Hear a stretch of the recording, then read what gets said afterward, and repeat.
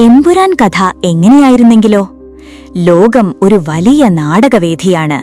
എന്നാൽ ഈ ലോകത്തെ യഥാർത്ഥത്തിൽ നിയന്ത്രിക്കുന്നത് തിരശീലയ്ക്കു പിന്നിലിരുന്ന് ചരടുവലിക്കുന്ന ചില നിഴലുകളാണ്. ആ നിഴലുകളിൽ രണ്ട് സാമ്രാജ്യങ്ങൾ തങ്ങളുടെ ശക്തിയും സ്വാധീനവും വ്യാപിപ്പിച്ച് പടർന്നു പന്തലിച്ചു നിന്നു. ലൂസിഫർ നെക്സസ് അഥവാ അബ്രാം ഖുറേഷിയുടെ ഇൻഡോ അറബ് വൻശക്തി. സ്വർണവും രത്നങ്ങളും ഒഴുകിയെത്തുന്നത് ഇവരുടെ അദൃശ്യമായ കൈകളിലൂടെയാണെന്ന് പലരും ഭയത്തോടെ പറഞ്ഞു. മറ്റൊരു കോണിൽ ഇരുട്ടിന്റെ മറവിൽ ശക്തി പ്രാപിച്ച മറ്റൊരു കൂട്ടായ്മ, ഗോഡ് ആക്സസ് ഷെൻ ട്രയാഡ് എന്ന ആഫ്രോ അറബ് സഖ്യം. ഏഷ്യയിലെ മയക്കുമരുന്നിന്റെയും ആയുധങ്ങളുടെയും 70% നിർമ്മിക്കുന്നതും നിയന്ത്രിക്കുന്നതും ഇവരായിരുന്നു. ഭീകരവാദത്തിന്റെ വേരുകൾ ലോകത്തിന്റെ പല ഭാഗങ്ങളിലേക്കും പടർത്തുന്നതും ഈ നിഴൽ ശക്തികൾ തന്നെ. അഫ്ഗാനിസ്ഥാനിലെ താലിബാൻ തീവ്രവാദികൾക്ക് പണം നൽകി ഏഷ്യയെയും യൂറോപ്പിനെയും ബന്ധിപ്പിക്കുന്ന ഒരു ചരക്ക് ഇടനാഴി അവർ സൃഷ്ടിച്ചു. ആ മാരകമായ പാതയിലൂടെ ഷെൻ ട്രയാഡ് തങ്ങളുടെ വിനാശകരമായ ഉൽപ്പന്നങ്ങൾ യൂറോപ്പിന്റെ സുരക്ഷിത മണ്ണിലേക്ക് ഒഴുക്കിവിട്ടു.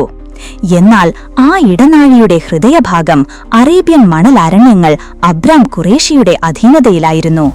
ഷെൻ ട്രയാഡിന്റെ ഈ മയക്കുമരുന്ന് കടത്ത് ഖുറേഷിയുടെ സാമ്രാജ്യത്തിന് എന്നും ഒരു ഭീഷണിയായിരുന്നു.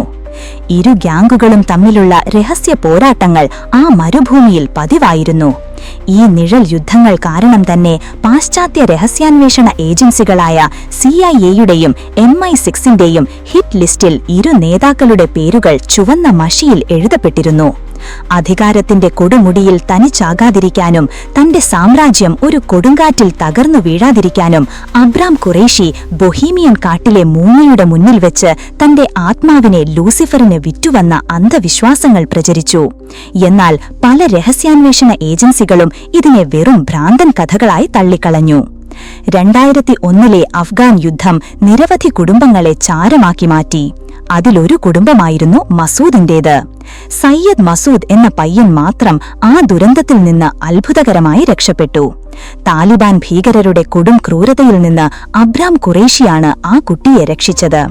പിന്നീട് ലോകത്തിന്റെ കണ്ണിൽപ്പെടാത്ത നേപ്പാളിലെ ഹിമാലയൻ താഴ്വരയിലെ അതീവ രഹസ്യമായ ഒരു നിഞ്ച പോരാട്ട വിദ്യാലയത്തിലേക്ക് അവനെ അയച്ചു. അവിടെ കൊടും തണുപ്പിലും ദുഷ്കരമായ ഭൂപ്രദേശങ്ങളിലും അവൻ അതികഠിനമായ ആയോധന വിദ്യകൾ അഭ്യസിച്ചു. വളർന്നു വലുതായപ്പോൾ അവൻ ആഫ്രോ ഏഷ്യയിലെ ഏറ്റവും ഭീകരമായ ഡാർക്ക് വെബ് വഴി പ്രവർത്തിക്കുന്ന ഒരു കൂലി പട്ടാളത്തിന്റെ തലവനായി മാറി. ലൂസിഫർ നെക്സസിന്റെ ഏറ്റവും പ്രധാനപ്പെട്ട സുരക്ഷാ സംവിധാനം നിയന്ത്രിക്കുന്നത് ഈ നിഴൽ പോരാളികളാണ്. കാലം കടന്നുപോയപ്പോൾ സയ്യദ് മസൂദ് ഒരു ഞെട്ടിക്കുന്ന സത്യം തിരിച്ചറിഞ്ഞു. തന്റെ കുടുംബം കൊല്ലപ്പെട്ടത് ഒരു യുദ്ധമുഖത്തെ സാധാരണ നാശനഷ്ടം മാത്രമല്ലായിരുന്നു, മറിച്ച് ഷെൻ ട്രയാഡിന്റെ മയക്കുമരുന്ന് ആയുധക്കടത്ത് സാമ്രാജ്യത്തിന് വഴിയൊരുക്കുന്നതിനുള്ള ഭാഗമായിരുന്നു അത്. അങ്ങനെ ഷെൻ ട്രയാഡിനെ ഭൂമുഖത്തു നിന്ന് തുടച്ചു നീക്കുക എന്നത് അബ്രാം ഖുറേഷിക്കും സയ്യദ് മസൂദിനും ഒരുപോലെ പ്രധാനപ്പെട്ട ലക്ഷ്യമായി മാറി.